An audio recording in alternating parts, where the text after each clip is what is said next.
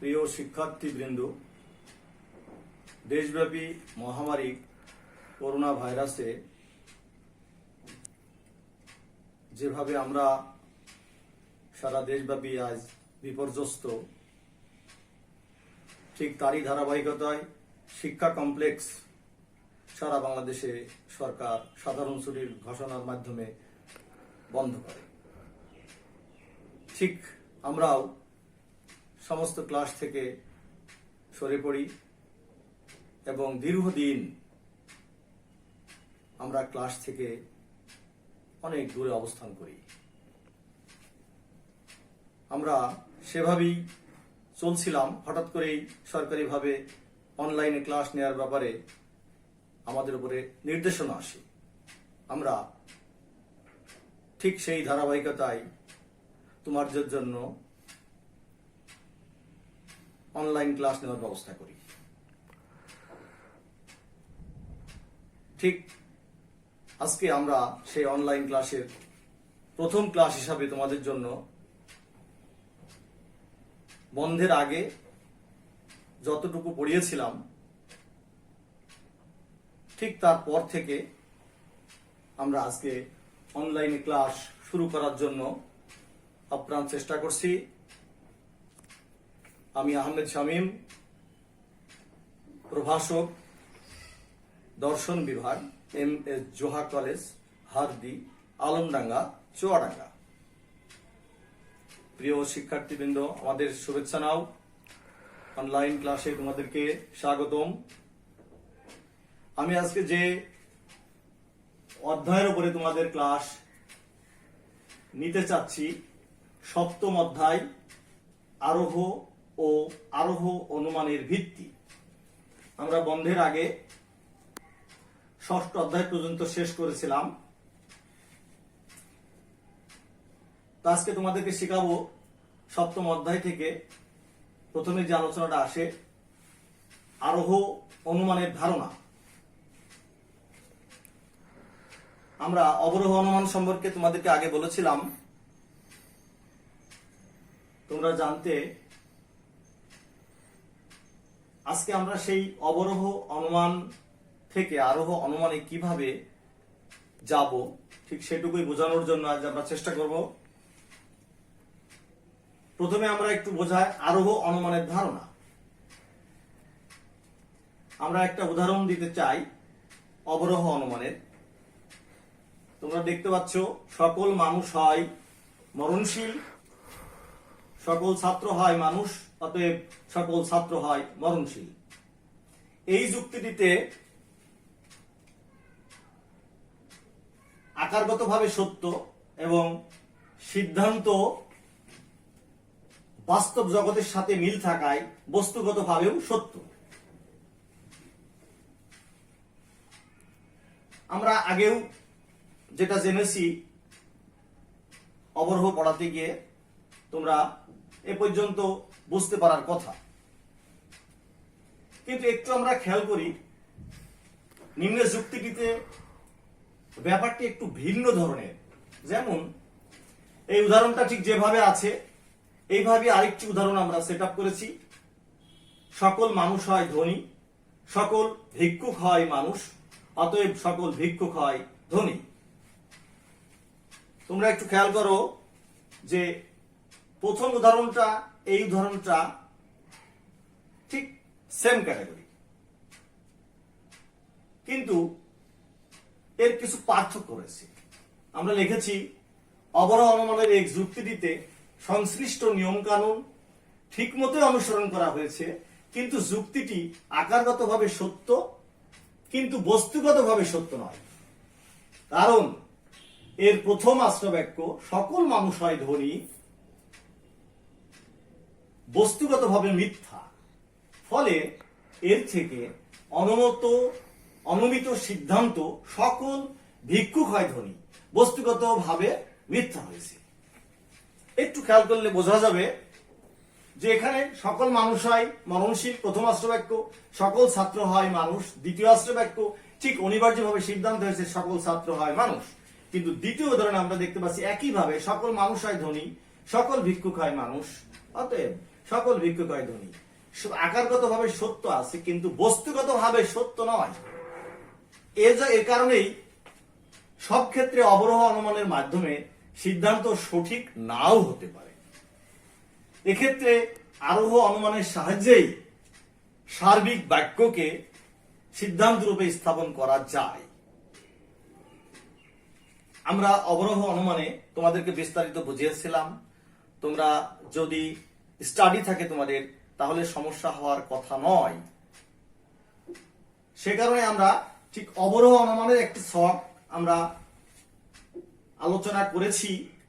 যেহেতু আমরা আলোচনা করব আজকে আরোহ ও আরোহ অনুমানের ভিত্তি, সেজন্য অবরোহ অনুমানের ভিতরে আমরা কতটুকু ভুলভ্রান্তি করতে পারি সেটুকু আমরা এতক্ষণ বোঝানোর চেষ্টা করেছি।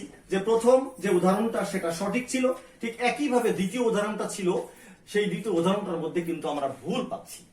সে কারণেই আমরা বলছি যে আমরা যদি অবরোহ অনুমানের মাধ্যমে সিদ্ধান্ত সঠিক না হতে পারে, কিন্তু আরোহ অনুমানের সিদ্ধান্ত অবশ্যই সঠিক হবে।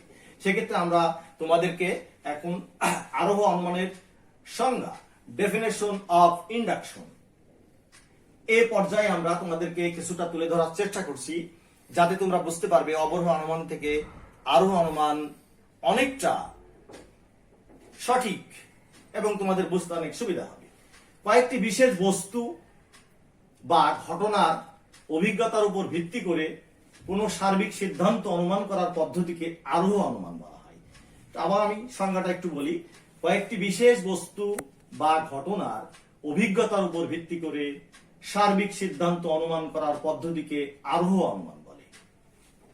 খেয়াল করি তাহলে, কয়েকটি বিশেষ বস্তু বা ঘটনার অভিজ্ঞতা। উদাহরণে রেখেছি, কাউসার হয় মরণশীল, হুমায়ুন হয় মরণশীল, জেসমিন হয় মরণশীল, জান্নাত হয় মরণশীল, অতএব সকল মানুষ হয় মরণশীল। এখানে আমরা সংজ্ঞার দিকে লক্ষ্য করি যে বিশেষ বস্তু বা ঘটনা। তা আমরা এখানে একটা ঘটনা উল্লেখ করেছি, একটি করে। কাউসার হয় মরণশীল, একটি অষ্টবাক্য। হুমায়ুন হয় মরণশীল, আরেকটি অষ্টবাক্য। জেসমিন হয় মরণশীল, আরেকটি অষ্টবাক্য। জান্নাত হয় মরণশীল, আরেকটি অষ্টবাক্য। এইভাবে এর থেকে আরো একটি, দুইটা, তিনটা, 10টা হতে পারে, কিন্তু সিদ্ধান্ত একটি হবে, সকল মানুষ হয় মরণশীল। এক্ষেত্রে আমরা একটু লক্ষ্য করি, প্রকৃতির নিয়মানুবর্তিতা ও কার্যকারণ নিয়মের উপর নির্ভর করে আশ্রয় বাক্য এবং সিদ্ধান্তের মধ্যকার বিরাট ব্যবধানটি অতিক্রম করে সিদ্ধান্তে পৌঁছানো হয়েছে। বিরাট ব্যবধান কিভাবে? কারণ আমরা কাউসারকে মরণশীল পেয়েছি, হুমায়ুনকে মরণশীল পেয়েছি, জেসমিনকে মরণশীল পেয়েছি, জান্নাতকে পেয়েছি, আরো তো অনেক মানুষ ছিল, কিন্তু সবগুলাকে কিন্তু মরণশীল আমরা দেখি নাই। আমরা একটা লাভ দিয়ে একটা ব্যবধান অতিক্রম করে এখানে আমরা লিখেছি প্রকৃতির নিয়ম এবং কার্যকারণের উপর ভিত্তি করে আষ্টবাক্য সিদ্ধান্তের মধ্যকার, এই যে আষ্টবাক্য এবং সিদ্ধান্ত, এর মধ্যে একটা বিরাট ব্যবধান অতিক্রম করে, তার মানে আরো অনেক মানুষ মরণশীল ছিল, কিন্তু সেটাকে না বলে আমরা চলে গেছি সকল মানুষ হয় মরণশীল, সিদ্ধান্তে পৌঁছে গেছি। এখন খেয়াল করতে হবে যে আমাদের দেখতে হবে যে আরোহের সংজ্ঞা যেটা ছোট থেকে বড়র দিকে যাওয়া। তা আমরা কাউসার মরণশীল, এটা ছোট, হুমায়ুন মরণশীল, এই আস্তে আস্তে আস্তে আস্তে ছোট থেকে আমরা ঠিক একটা বড় পরিসরে পেয়েছি সকল মানুষ হয় মরণশীল। এইটা হচ্ছে যার আকারগতভাবে সত্য এবং বস্তুগতভাবে সত্য। এখন আমরা এই সংজ্ঞাটি সুন্দরভাবে যদি আমরা আরেকটু ক্লিয়ার করে বুঝতে চাই, তাহলে এর ভিতরে কয়েকটা জিনিস চলে আসে। প্রকৃতির নিয়ম কি? আমি এখানে আলোচনা করেছি যে এর ভিতরে প্রকৃতির নিয়ম আছে এবং কার্যকারণ আছে, এবং এখানে একটা ব্যবধান অতিক্রম করি, এবং আরোহমূলক লম্ফ। এই যে ব্যবধানটা হচ্ছে আরোহমূলক লম্ফ, যেটা কতিপয় আষ্টবাক্যের মাধ্যমে কিছু আষ্টবাক্য ছেড়ে দিয়ে যখন আমরা লাভ দিই, সেই লাভ দিলে সেটাকে বলা হয় আরোহমূলক লম্ফ। এই তিনটা জিনিস কি সেটা আমাদের একটু জানা দরকার। প্রকৃতির নিয়ম কি আমরা সেটা জানি। প্রকৃতির নিয়ম হচ্ছে প্রকৃতি থেকে ঠিক যেভাবে আমরা সবকিছুকে পেয়ে থাকি, আমরা দেখি যেটা সত্য চিরন্তন, যেমন কাউসার হয় মরণশীল, একটা সত্য জিনিস। হুমায়ুন হয় মরণশীল, আমরা দেখি হুমায়ুন হোক কাউসার হোক যে কোনো এনি মানুষ আমরা মরতে দেখছি, যে চিরকাল দেখছি সব মরে যাচ্ছে। এই মরাটাই হচ্ছে আমরা প্রকৃতির একটা নিয়ম, যেমন আমরা দেখেছি আগুনে হাত দিলে হাত পড়ে যায়, প্রকৃতিতে বাতাস হয়, সূর্য পূর্ব দিকে ওঠে, পশ্চিম দিকে অস্ত যায়। আমরা এভাবে চিরসত্য যে জিনিসগুলা, এটা হচ্ছে প্রকৃতির নিয়ম। প্রকৃতির নিয়ম, সেই জন্য এই আরোহ অনুমান শিখতে হলে আমাদেরকে প্রকৃতির নিয়মটাকে প্রথমত মানতে হবে।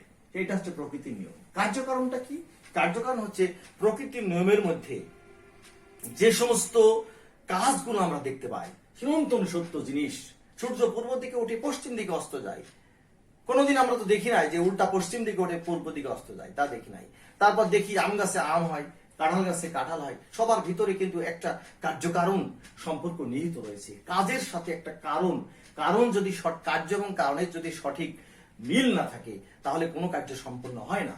সেজন্য আমরা খেয়াল করি যে প্রকৃতির নিয়মটাকে মানবো, কার্যকারণটাকে মানবো, এবং শুধু কার্যকারণটাকে মানলেই হবে না, আমাদের একটা আরোহমূলক লক্ষ্য থাকতে হবে।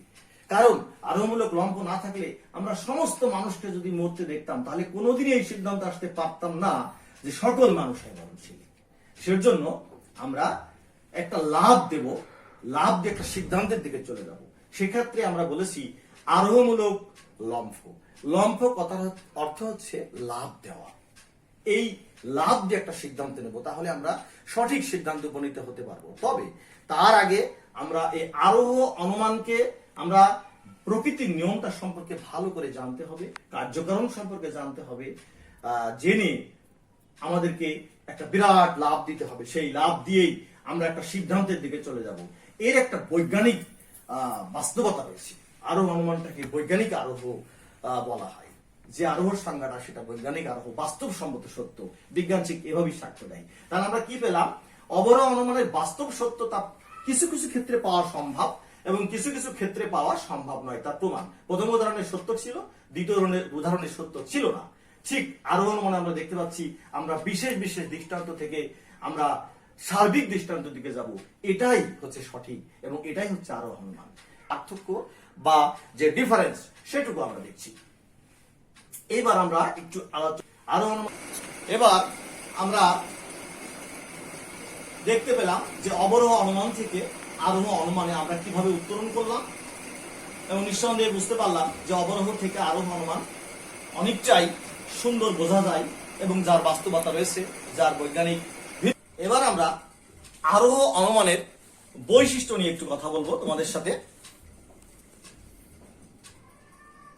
আমি কয়েকটা বৈশিষ্ট্য আমি এখানে আইডেন্টিফাই করেছি। বৈশিষ্ট্য আরো অনেক দেওয়া যেতে পারে। 1 নম্বর বৈশিষ্ট্য, আরোহ অনুমানের সিদ্ধান্ত আশ্রয়বাক্য হতে বেশি ব্যাপক। খেয়াল করতে হবে, আরোহ অনুমান সিদ্ধান্ত মানে সকল মানুষ হয় মরণশীল। তো আমরা কি লিখেছি? আশ্রয়বাক্য হতে বেশি ব্যাপক। কেন? কাউসার হয় মরণশীল, এটা একটা বিশেষ যুক্তিবাক্য। হুমায়ুন হয় মরণশীল, বিশেষ যুক্তিবাক্য। জেসমিন হয় মরণশীল, বিশেষ যুক্তিবাক্য। জান্নাত হয় মরণশীল, বিশেষ যুক্তিবাক্য। এভাবে আরো অনেককে আমরা নাম লিখতে পারতাম, কিন্তু ছোট ছোট থেকে আস্তে আস্তে কি লিখেছি? সকল মানুষ হয় মরণশীল। কিন্তু আস্তে আস্তে আমরা বিশেষ মানুষগুলোকে মরণশীল ভেবে সকল মানুষ হয় মরণশীল করেছি। ঠিক সেজন্য লেখা আছে যে আরোহ অনুমানের সিদ্ধান্ত আশ্রয়বাক্য থেকে বেশি ব্যাপক। অবশ্যই আশ্রয়বাক্য থেকে অবশ্যই সকল মানুষের মরণশীল বেশি ব্যাপক। 1। 2 নম্বর, আরোহ অনুমানের সিদ্ধান্ত একটি সার্বিক যুক্তিবাক্য। সিদ্ধান্ত সিদ্ধান্ত কোনটা? সকল মানুষ হয় মরণশীল। অবশ্যই সার্বিক যুক্তিবাক্য, এর বাইরে আর কিছু নাই। সকল মানুষ মরণশীল, এর বাইরে কোনো মানুষ নাই, সমস্ত মানুষই কিন্তু এর ভিতরে আছে। এই জন্যই বলা হয়েছে সকল মানুষকে একদিন মরে যেতে হবে। এই জন্য লেখা হয় সকল মানুষের মরণশীল। এর অন্যতম আরেকটি বৈশিষ্ট্য যে আরোহ অনুমানের সিদ্ধান্ত একটি সার্বিক যুক্তিবাক্য। 3 নম্বরে আমরা আসি, আরোহ অনুমানের বাস্তব ঘটনা পর্যবেক্ষণের উপর নির্ভর করে। মানে আরোহ যে অনুমানটা বাস্তব ঘটনা পর্যবেক্ষণের উপর নির্ভর করে। তার মানে এই যে সকল মানুষ হয় মরণশীল, আমরা এর বাইরে কারো কোনো কথা বলার কি কোনো সুযোগ আছে? সুযোগ নাই। এজন্যই এটাই হলো বাস্তবভাবে তার প্রমাণিত হতে হবে। বাস্তব প্রমাণের বাইরে যদি আরোহতে কোনো কথা বলা যায়, সেটাকে মেনে নেওয়া যায় না। এই জন্য বলা হচ্ছে যে আরোহ অনুমান বাস্তব ঘটনা পর্যবেক্ষণের উপর নির্ভর করে। 4 নম্বর, আরোহ অনুমানে একটি আশ্রয় বাক্য, আরোহ অনুমানে একটি আরোহমূলক লম্ফ বর্তমান থাকে। আমি যে কথাটা একটু বলছিলাম, আরোহমূলক লম্ফ কাকে? লম্ফ মানে কি? আস্তে আস্তে করে আমরা প্রমাণ করতে করতে করতে করতে দেখা যায় অনেক আছে একই জাতীয় জিনিস আমরা দেখে আসছি, সত্য সত্য সত্য সত্য, এরপর একটা বিশাল লাভ দিয়ে আমরা এই চূড়ান্ত সিদ্ধান্তে যাব। সেজন্য বলা হচ্ছে এখানে যে আরোহ অনুমানে একটি আরোহমূলক লম্ফ বর্তমান থাকে। আরোহমূলক লম্ফ এর ভিতরে না থাকলে কোনোভাবে সিদ্ধান্ত রচনা করা যাবে না। যেমন 4 জনকে মরতে দেখে বিশাল একটা লাভ দিয়েছি, লাভ দিয়ে লিখেছি সকল মানুষ হয় মরণশীল। সেজন্য বলা হয় আরোহ অনুমান একটি আরোহমূলক লম্ফ বর্তমান থাকে। 5 নম্বরে চলে আসি, প্রকৃতির নিয়ম এবং কার্যকরণ নিয়মের উপর নির্ভর করে। যে কথাটা লিখেছি, প্রকৃতির নিয়ম এবং কার্যকরণ নির্ভরের উপরে সত্যতা নির্ভর করে।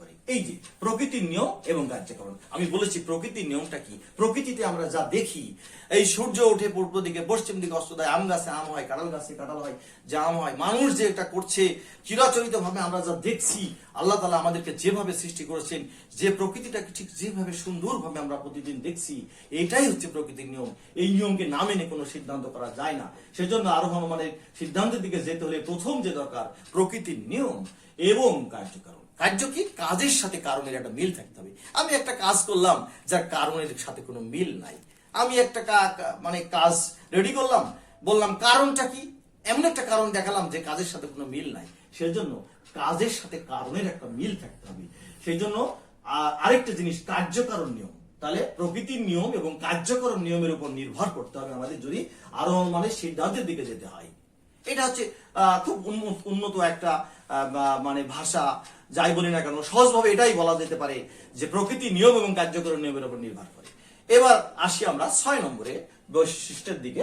আরোহ অনুমান বস্তুগত সত্যতা নিশ্চয়তা প্রদান করে। খুব গুরুত্বপূর্ণ একটা টপিকস বা বৈশিষ্ট্য, যে বস্তুগত সত্যতা নিশ্চয়তা প্রদান করে। বস্তুগত সত্যতা কোনটা? এই যে প্রত্যেকটাকে মরণশীল করে আমরা লাস্টে লিখলাম সকল মানুষ হয় মরণশীল। কারণ সকল মানুষ মরণশীল, এটা অবশ্যই বস্তুগতভাবে সত্য, এর বাইরে কোনো কেউ কথা বলতে পারবে না। সেজন্য আমরা যে সিদ্ধান্তই করি না কেন সেই সিদ্ধান্তের বস্তুগত একটা নিশ্চয়তা থাকতে হবে, বস্তুগত নিশ্চয়তা ছাড়া সম্ভব নয়।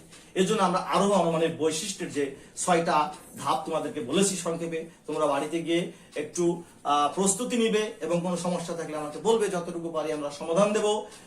এর বাইরেও কোনো কথা থাকলে সেটাও বলবো। এরপরে আমরা আসি আরোহ অনুমানের স্তর। স্তর স্তর মানে কি? স্তর স্তর অর্থ হচ্ছে পর্যায়।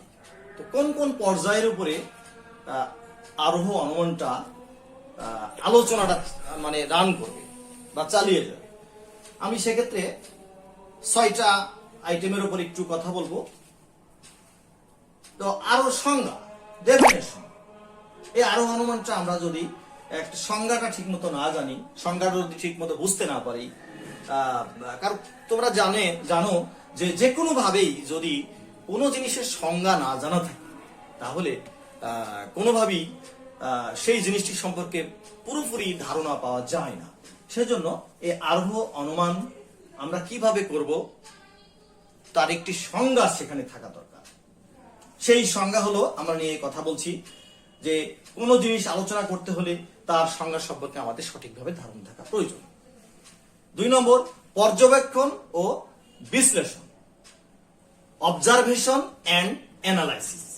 পর্যবেক্ষণটা কি? আমরা মোটামুটি সবাই ধারণা আছে যে কোনো জিনিস যদি আমরা একটা সিদ্ধান্ত করতে চাই তাহলে সেটাকে নিয়ে একটু পর্যবেক্ষণ করতে হবে, একটু আলোচনা করতে হবে, দেখি তো জিনিসটা সঠিক কিনা বা এটা কতটুকু সঠিক, আমরা সবাই একটু আলোচনা করব। তো ঠিক সেই থেকে পর্যবেক্ষণটা এসছে। এক্ষেত্রে আমরা যখন আরোহ অনুমানটা করব সেটা পর্যবেক্ষণ করব যার বাস্তবতার সাথে কতটুকু মিল আছে, যেটাকে আমরা কতটুকু সত্য বলে জানি, এবং সেটা পর্যবেক্ষণ করে তারপরে সেটাকে আমরা অ্যানালাইসিস করব, একটা বিশ্লেষণ করব, সবার মধ্যে বিশ্লেষণ করে দেখব যে কতটুকু সঠিক হতে পারে। ঠিক সেভাবেই এই সিদ্ধান্ত রচনা করার আগে আমাদেরকে একটা পর্যবেক্ষণ করতে হবে এবং বিশ্লেষণ করতে হবে। আমি সংক্ষেপে বলছি, এর ডিটেলস আছে, তোমরা একটু দেখে নিও, কোনো সমস্যা থাকলে আমাকে বলবে। 3 নম্বর আসছে অপনয়ন। অপনয়ন হচ্ছে ইলিমিনেশন। তো অপনয়নটা হচ্ছে বাদ দেওয়া। বাদ দেওয়াটা কেমন? নতুন একটি কথা। অপনয়ন, বাদ দেওয়া হচ্ছে আমরা অনেক এই পৃথিবীতে একটা জিনিস সঠিকভাবে জানতে গিয়ে অনেক ভালো, অনেক খারাপ, অনেক কিছুই আমাদের কাছে চলে আসে। তার থেকে ঠিক খারাপগুলোকে বাদ দিয়ে ভালোগুলোকে আমরা টেনে নিয়ে আসি।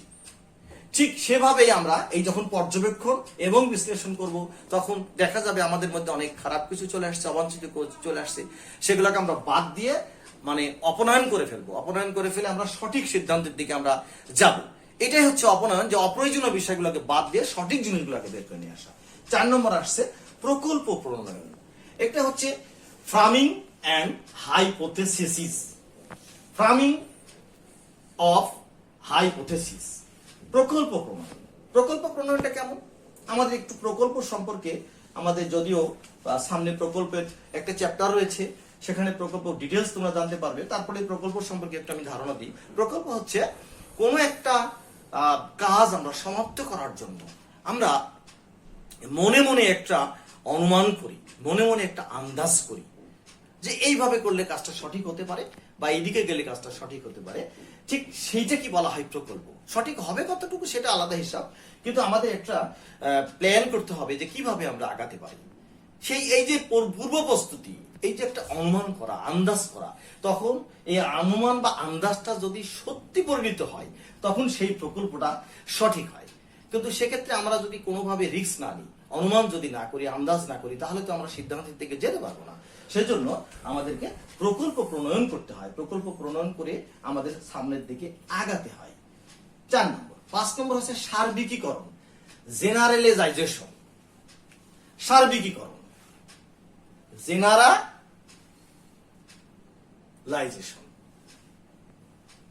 এখানে সার্বিকীকরণ অর্থ হচ্ছে সার্বিকভাবে আমাদেরকে সার্বিকীকরণ করতে হবে। সবার কাছে সত্য হতে হবে। আমি বললাম সত্য, তুমি বললে সত্য, আরেকজন বললো সত্য, কিন্তু এটা কিন্তু সঠিক সত্য নয়। সঠিক সত্য হলে সার্বিকভাবে সত্য হতে হবে আমাদের, তাই না? যে জেনারেলাইজেশন করতে হবে, করতে হলে আমাদেরকে সার্বিকীকরণ। আমরা এবার 6 নম্বর পয়েন্টে আসি, পরীক্ষামূলক সমর্থন, ভেরিফিকেশন।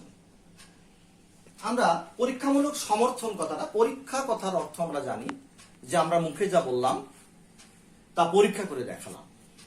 এরপরে হচ্ছে পরীক্ষামূলক সমর্থন। সমর্থনটা কি? যে আমরা পরীক্ষা করলাম, কারো সমর্থন পেলাম না, সেটা হয় না। সে পরীক্ষাটাকে আমাদের সমর্থনযোগ্য হতে হবে। সমর্থনযোগ্য যদি না হয় তাহলে সেটা পরীক্ষা করা সঠিক হবে না। যেটাই আমরা করবো না কেন, আরো অনুমানটা আমরা যেভাবেই সাজাবো, যে এই পরীক্ষা একটা সার্বিকভাবে একটা সমর্থনযোগ্য হতে হবে। এই হলো আরোহ অনুমানের স্তর। আমরা সংজ্ঞা, পর্যবেক্ষণ, অপনয়ন, প্রকল্প, সার্বিকীকরণ, পরীক্ষামূলক সমর্থন, এর উপরে ডিটেলস আলোচনা আছে, তোমরা একটু দেখে নিও, যতটুকু সম্ভব হয় সমস্যা হলে আমাকে বলবে। এ হলো আজকের ক্লাস। এরপরে আমাদের যে পরবর্তী ক্লাসে আমরা যেটা আলোচনা করব, আরোহের ভিত্তি ও প্রকারভেদ। তোমরা যতটুকু পারো আরোহের ভিত্তি ও প্রকারভেদের উপর একটু রিডিং করে আসবে, আমি ডিটেলস তোমাদেরকে বোঝাবো। আজকের ক্লাস এ পর্যন্ত সমাপ্ত ঘোষণা করছি। তোমাদেরকে আবারও একবার ধন্যবাদ জানিয়ে আজকের মতো ক্লাস শেষ করছি। আল্লাহ হাফেজ।